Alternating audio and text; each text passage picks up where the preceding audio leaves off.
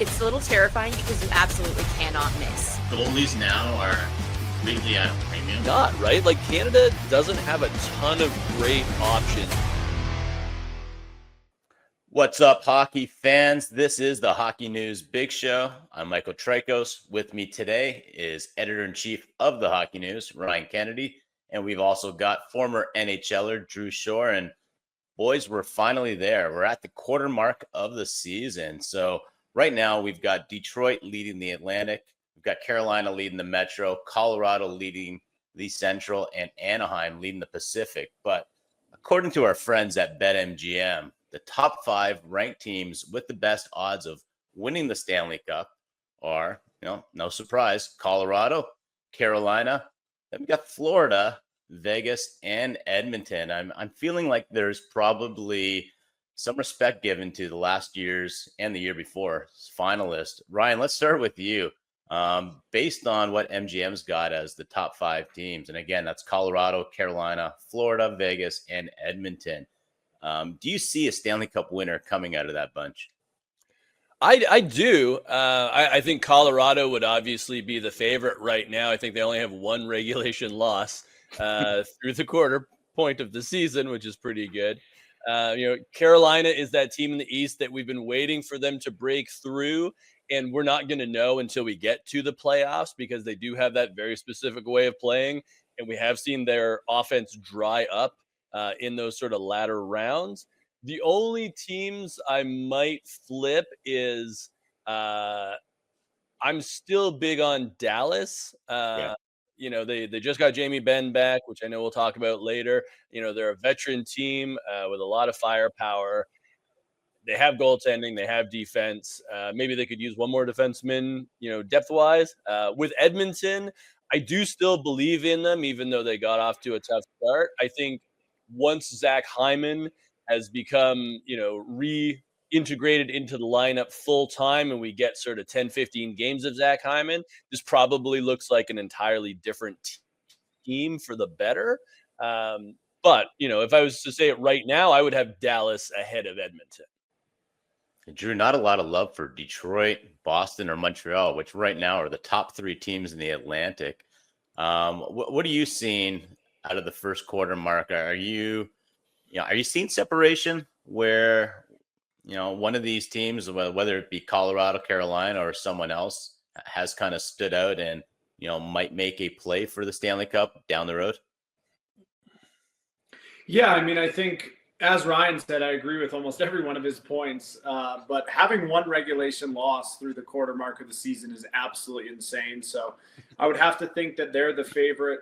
The story in Carolina looks kind of similar to how it's been every year the last 5 years. They're a really good regular season team. I still don't see them getting over the hump unless they make some significant additions at the deadline. I think that once Dallas, like you mentioned, Jamie Benn, but also Matt Duchene is a player who had a great year last year. He's going to come back here soon. I think that'll be a huge addition to them. I think that Edmonton will figure it out. I just think they have too much talent. I think that I wouldn't be surprised. And then on the Florida front, I think I don't know where exactly they're sitting this morning, but with who they've had missing games, and I think some of their other better players have had a slow start. I think Sam Bennett will get it going. I think some of their other guys will get it going. But I think that I'd be really worried about the Panthers again, just because it seems like they're going to find a way to get in as probably a lower seed and then get some of those big boys healthy. And we all know what can happen then. Yeah, there's still a lot of season to be played. I know we keep talking about U.S. Thanksgiving as the barometer, but let's be honest. Every year there seems to be 1 or 2 teams that are even out of it past U.S. Thanksgiving, and they still go far. That those teams tend to be the Edmonton Oilers. Speaking of which, let's talk about the Canadian teams. Obviously, a lot of hype still, I think, around the Winnipeg Jets, who right now are in that crowded, competitive Central Division, but only 2 teams right now in Canada locking down a playoff spot. Winnipeg being one of them, and in the East, we've got the Montreal Canadiens, who are currently the 3rd place team in the Atlantic. So, Ryan, what do you make of this? Obviously, there was some talk yesterday in Toronto with Brad Treliving, the GM of the Leafs, having to temper or I guess get people to put down their pitchforks and torches, mostly for Craig Berube, it feels like. What do you feel like the outlook's looking like for Canada? You guys mentioned Edmonton, but do we see Toronto also being a playoff team? And how about Ottawa? And then let's not forget Vancouver. Yeah, I think it's going to be maybe not a down year, but it's not going to be a great year for Canadian teams. But it is, as you said, it's pretty hard right now because there's such a log jam in the East where, I was looking at the standings and all these teams are within like a point or two of each other. And, all of them have played between 19 and 21 games. So you could say like, oh, well, they've got a game in hand. But it's like, well, yeah, we also have, 60 games to go. So it doesn't really matter. They have plenty of time to catch up. But Vancouver, I don't know. I don't think there's enough there, especially with the rise of teams like Anaheim and even Seattle for that matter. The Leafs, they got a much needed 2 points against St. Louis. I think that was crucial for them, just as a bit of a building block. But when you look at it, it's like, okay, well, even if the Leafs can go on a great run, that probably comes at the expense of Ottawa getting back into the playoffs, or maybe even Montreal. The Habs have been kind of up and down lately. So, and it's funny, you're talking about regulation wins. I think most of Montreal's wins have been in extra time. So it's like, how long does that keep happening for, right? And is there a bit of a course correction there? So yeah, it might be a year where we only see a couple of Canadian teams. And I do believe in the Oilers. I think ultimately, we're going to see maximum McDavid, like he's already playing incredibly and really sort of turning it up when it comes to points. But when they need wins down the stretch, it's going to be him and Leon Draisaitl carrying the mail. And they do it so well every year that there's really no reason to doubt the Oilers. One last thing on that, I happened to interview Jeff Jackson, the CEO and head of hockey ops for the Oilers the other day. And, he talked about being an executive, much like being a player, excuse me. Don't get too high. Don't get too low. Just stick with the plan. And I think that's what Edmonton will do, where it's like, yeah, we have rough starts. Our autumns have tended not to be very good lately, but then they make the Stanley Cup final. So I'm not really concerned there. Yeah. Further to your point on Montreal, they've got 10 wins. 5 have come in regulation. So yeah, you're right. They are overtime merchants right now.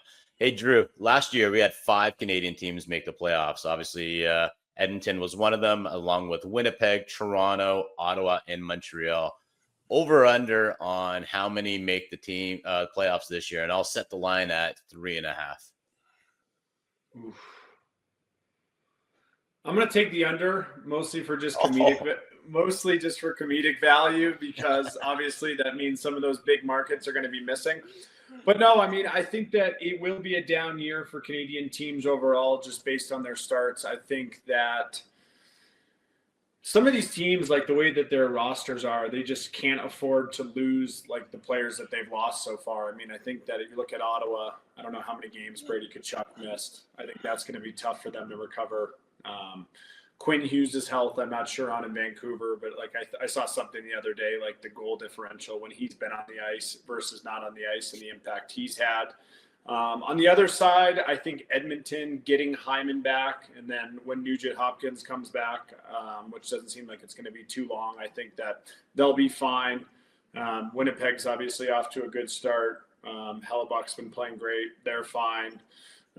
In Toronto, I think a lot of it depends on kind of how long Austin Matthews is out. I think if he's out an extended period of time, I see them missing. I think if he comes back, they have enough talent to kind of find a way to get in. And then, like you said, Montreal's been interesting because like it does feel – it's funny you guys mentioned the 5 of 10 wins because I feel like every time I watch a game, it's like Caulfield scoring in overtime. Right. Yeah, speaking of overtime, William Nylander, I was at the game last night. What a goal he scored. Obviously, that's a Toronto Leafs team that is missing a ton of bodies. Like Austin Matthews is out. Matthew Nyes is now out. Half their defense, it feels like, is out with Carlo and Tanev. Just missing bodies left and right. Even Anthony Stolarz still hasn't returned yet. Luckily, they have Joseph Wall, and more importantly, they've got William Nylander. As I prefaced at the beginning of the show, GM Brad Treliving did chat with reporters yesterday, kind of giving a State of the Union kind of address, mostly saying that Craig Berube's job is safe for now. It feels like he said, right now, I'm not thinking of making a coaching change, emphasis on now. It feels like if there's something going to be done in Toronto short term, we're probably looking at a trade. Drew, you don't have to give me names, but just looking at that Toronto Maple Leafs lineup, and you're not going to trade for someone who's going to replicate what Austin Matthews does, but is there a position or a certain role that you'd be kind of eyeing if you're Treliving right now? Yeah, I think that it's funny because if you look over the last 5 years, yes, losing Marner definitely hurts, right? Like, he's one of the most skilled players, but I know there's a ton of kind of talk about using the word vanilla when you look at their lineup from the thing yesterday, but that's kind of is a good word to describe their lineup. And it is just kind of vanilla, right? Like, they have a little bit of this here. They have a little bit of that there. They don't have a real identity. They obviously have some great pieces, and with Nylander and Matthews.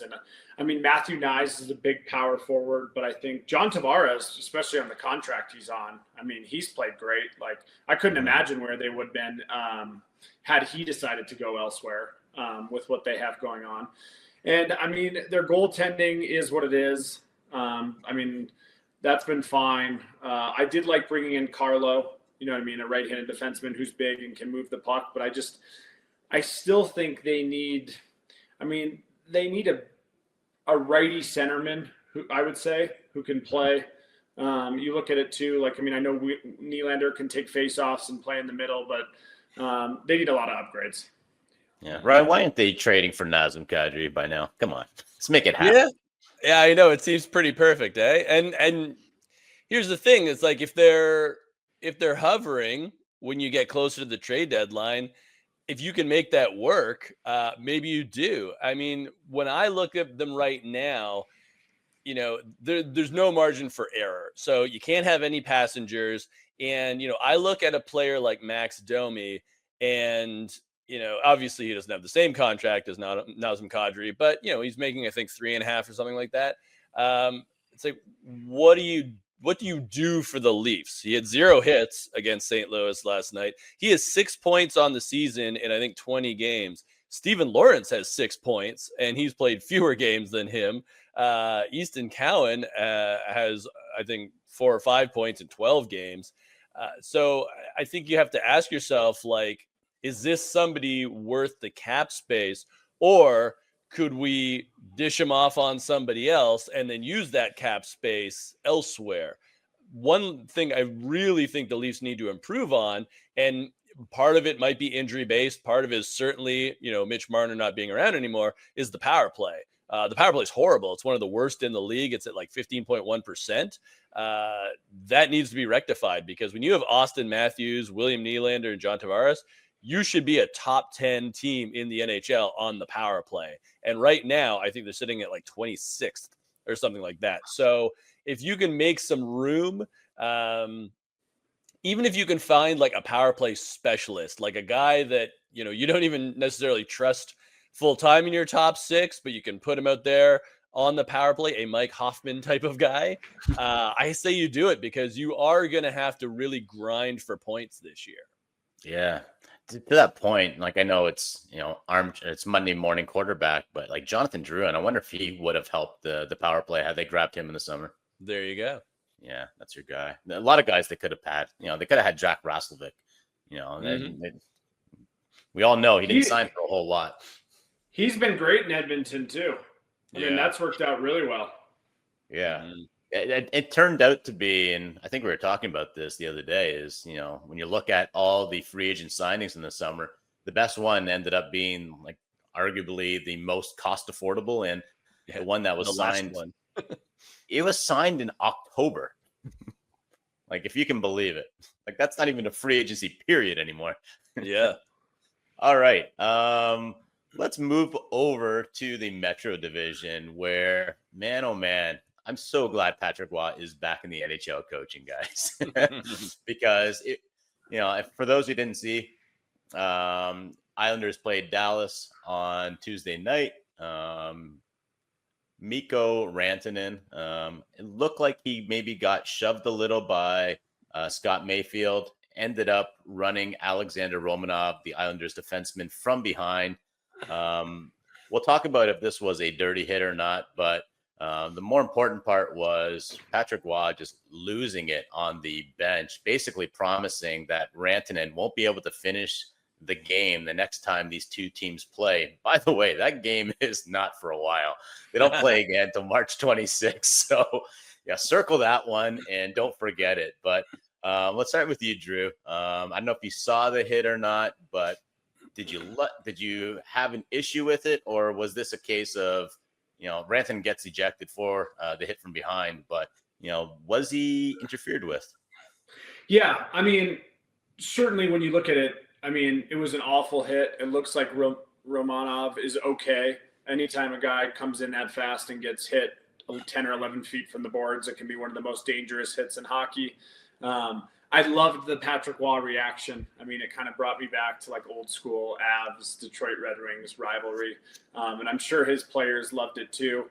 Now, with that being said, I don't think that was Rantanen's intent going in on the forecheck there. Like, I think I've watched it a couple times. I think he kind of gets bumped by, I think it was Mayfield, the other Islanders player. And it seems like he kind of loses an edge a little bit and then is going pretty fast. And so, I mean, yes, the hit was a bad hit. I think he deserved to be kicked out. I don't think that was his intent.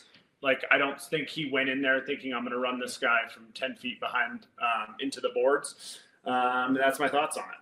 Yeah, it's hard to pull the brakes. I think a lot of us watching at home are like, oh, so what? Like, he could still stop, but man, he's flying in there, and he's a big guy to begin with. What do you think, Ryan? No, I agree. I think that when you look at it, and again, we have the benefit of watching it on instant replay in slow motion, 10, 20 times. So we can see that it did look like, he was tied up with Mayfield, and it was just enough where, Mikko Rantanen's a big guy. Scott Mayfield's a big guy. They're both going very fast. Rantanen was probably just instinctively trying to brace himself. And unfortunately, Romanov was right in front of him. So he buried him into the back boards, and it was a terrible result. And I agree, I hope Romanov is good to go next game. I do think I agree with you. It was the right thing to eject Rantanen because things would have gotten uglier if he had stayed in that game. But I don't suspect any supplementary discipline. I think when the league gets a chance to look at this, and I'm sure they already have, they'll see that it was not on purpose. But I also love Patrick Waugh's reaction because he's sticking up for his team, sticking up for an injured player in particular. And that game will be interesting, even though it is in like 4 months, because I think, Mikko Rantanen's probably going to have to fight. I don't know if it's Casey Cizikas or if it's Scott Mayfield, ironically. Rantanen is not a fighter, but he is a big, strong guy. And I don't know, Drew, you can sort of weigh in on this, but it just felt like, Waugh's reaction would be a huge rallying point for the Islanders. And it to me, it feels like Rantanen is probably going to have to fight, and he probably already knows that.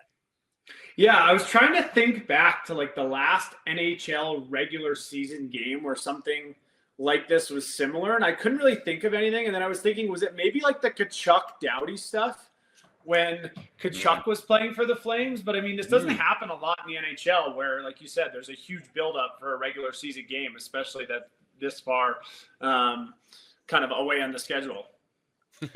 You ever have a coach like Patrick Waugh? Like that kind of, you're like, oh my God, this guy's going to drop him. Like, forget about one of us. I mean, not like Patrick Waugh. Kevin Dineen, who I played for in Florida, like he was fired up, and I feel like he would have been a guy to probably fight another coach and probably beat him up if it came to that. But no, I mean, I think that, like you said, I think guys like seeing that from their coach. It just kind of makes you think he's in the fight with you. and drags you into the battle. And I think that it'll be interesting to see the game in March. Yeah, like I said, the NHL is better place now. Patrick Roy is back in the NHL.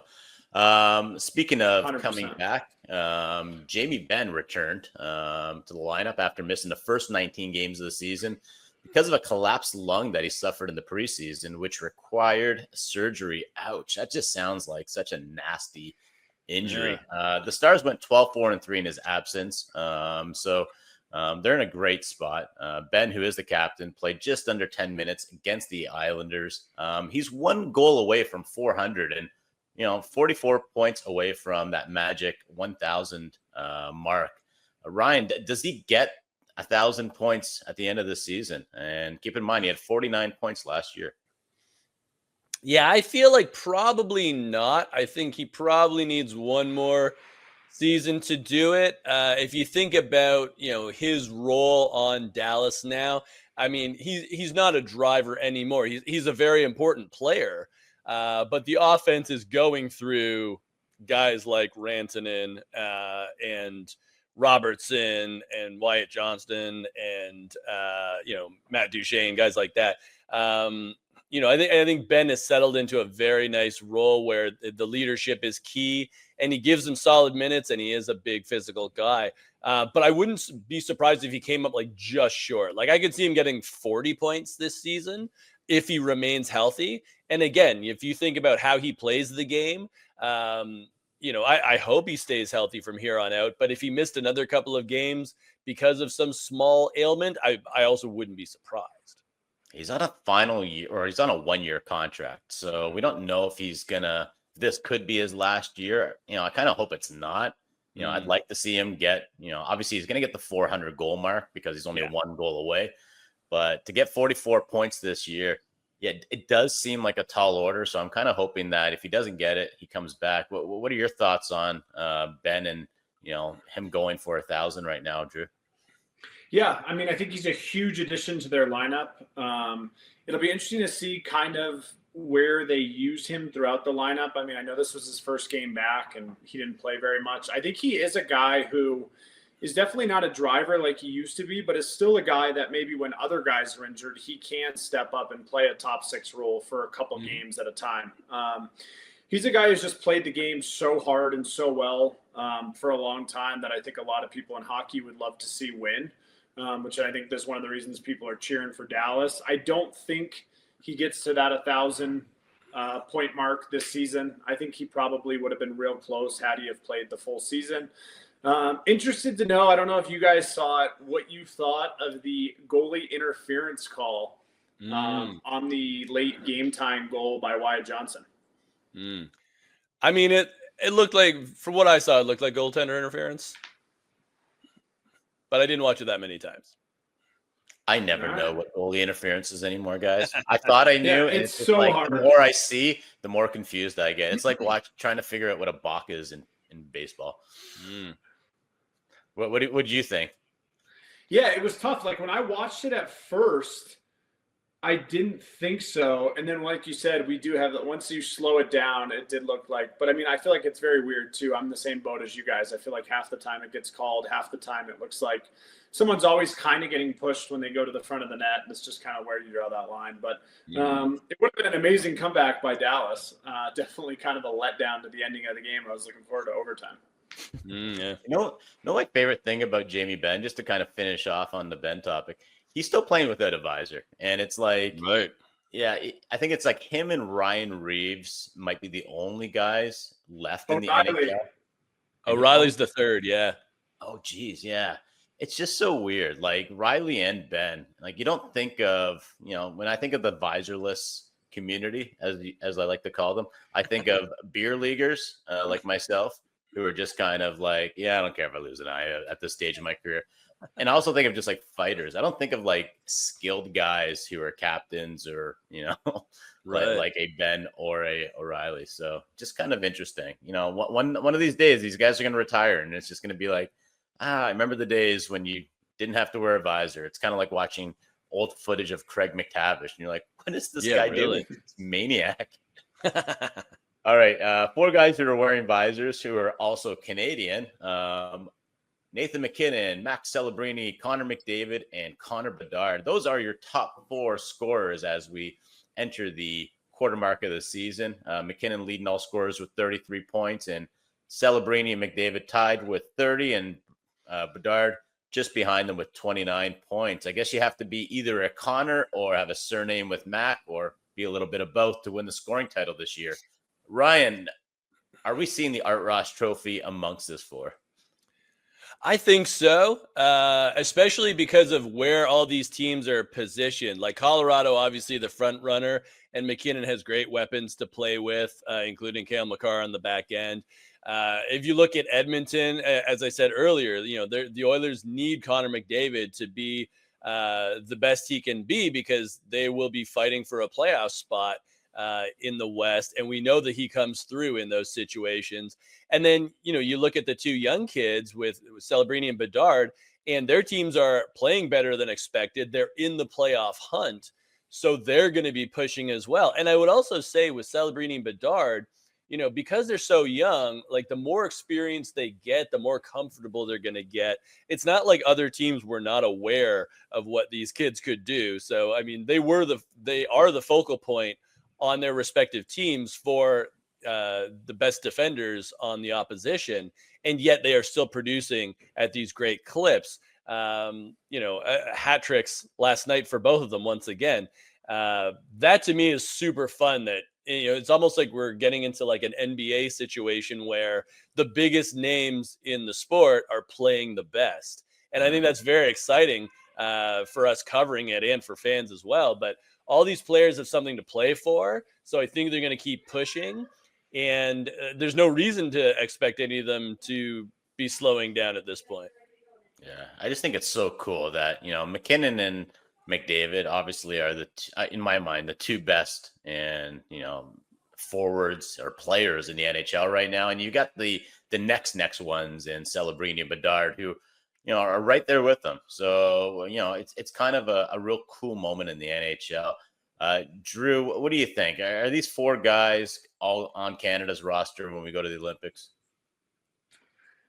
I'm going to say that 3 of the 4 are, which is so crazy because he's played so well. I think Bedard gets left off. And I think the reason he gets left off is because I feel like Celebrini can play in more spots throughout the lineup than Bedard probably can.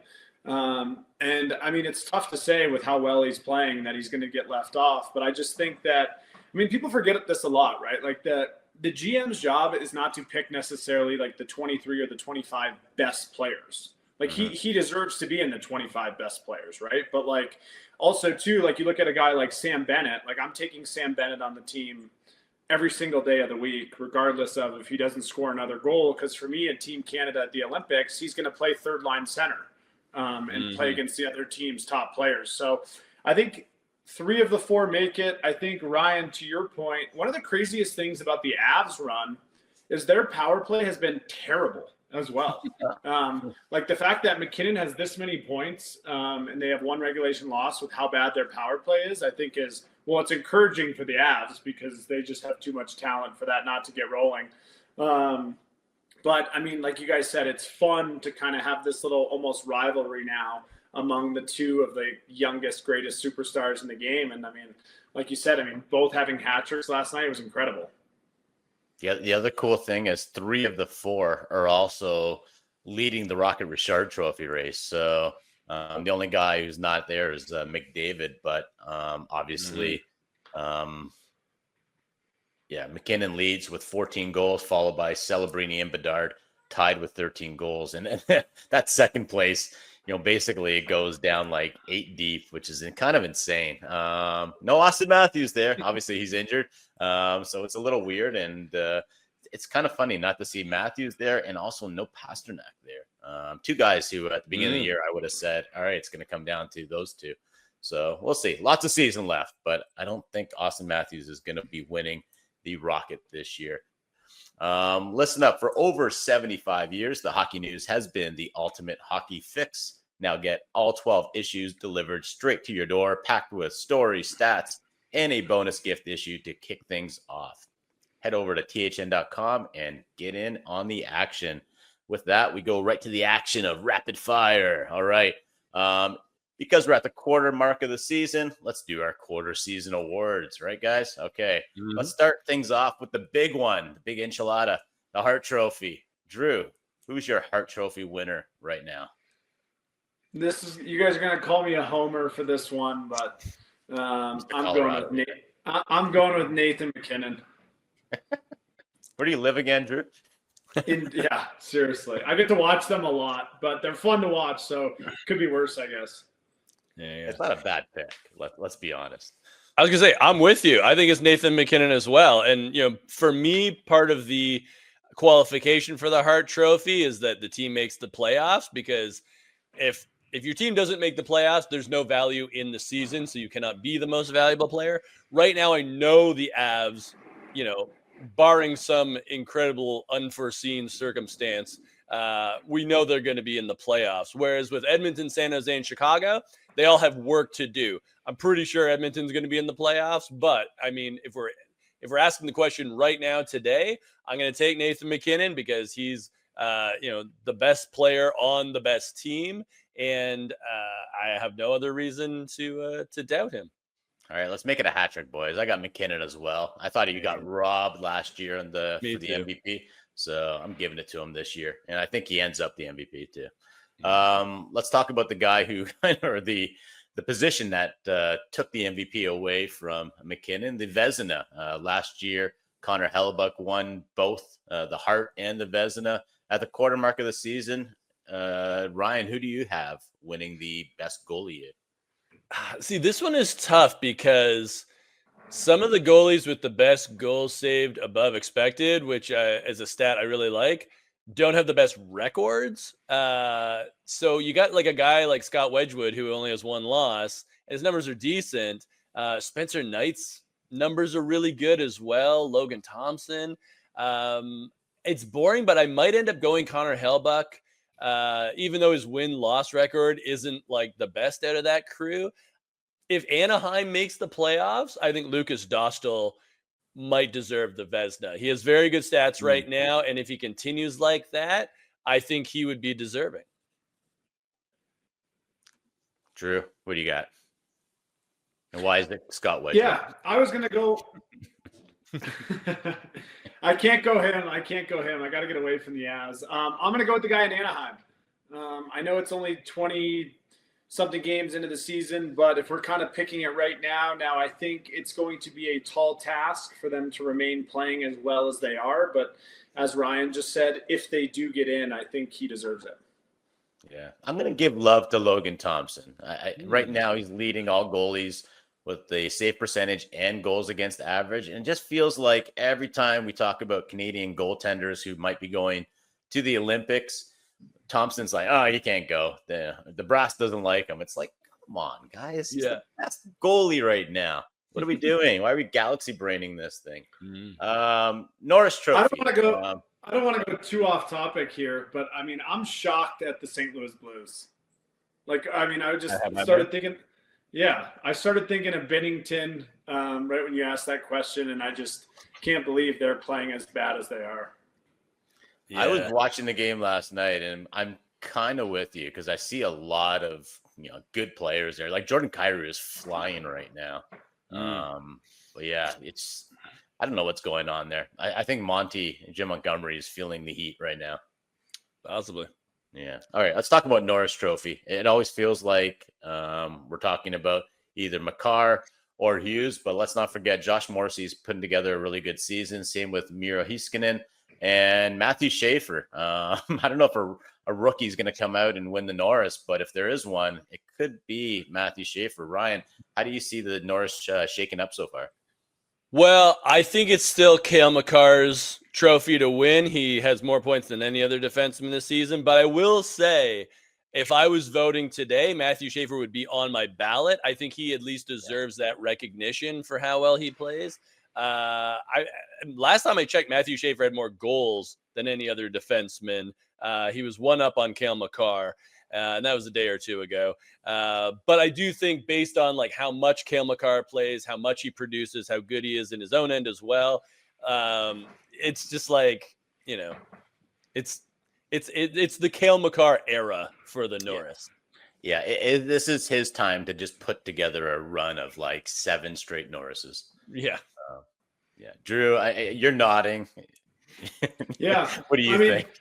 I mean, I agree, but like Ryan said, I mean, if you would have told me that Matthew Schaefer would have been in this category before the year, I probably would have laughed at it, which is no disrespect to him because he's a first overall pick and a phenomenal player. But I mean, to even be in this conversation, especially like we talked about, like I didn't think he'd be able to offensively play as well as he has simply because their team doesn't create a lot of offense, right? And I think that makes it even more remarkable, his run.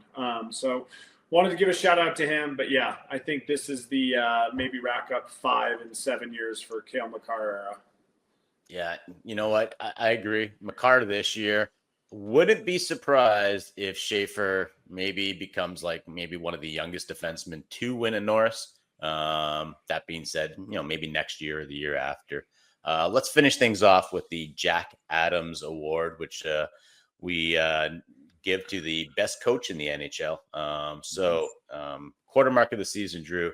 Which team coach has impressed you? I'm going to go Joel Quenneville in Anaheim. I just think that what he's been able to do in such a short amount of time with the young roster is probably as impressive, if not more impressive, than what anyone else has done behind the bench this season.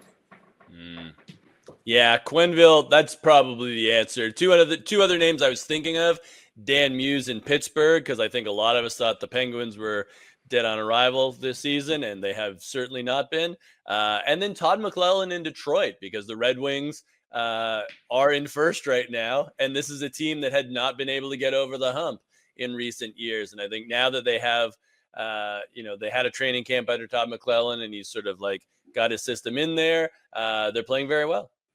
Let's get Patrick Kane on the Olympic team. Yeah. I'm all for that.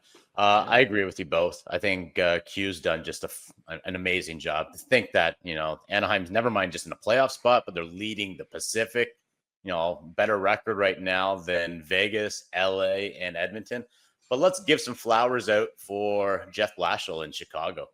Sure. I think we all thought the Blackhawks were going to be a bottom 3 team. Right now, they're sitting in a wild card spot. Obviously, Connor Bedard is a huge factor of that, but you look at that roster, it's not that good of a team. And yet, they're holding down a playoff spot.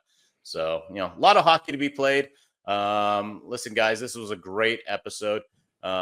Thanks again to Drew Shore. Thank you to Ryan Kennedy. I'm Michael Traikos. We're going to see you next time for the big show.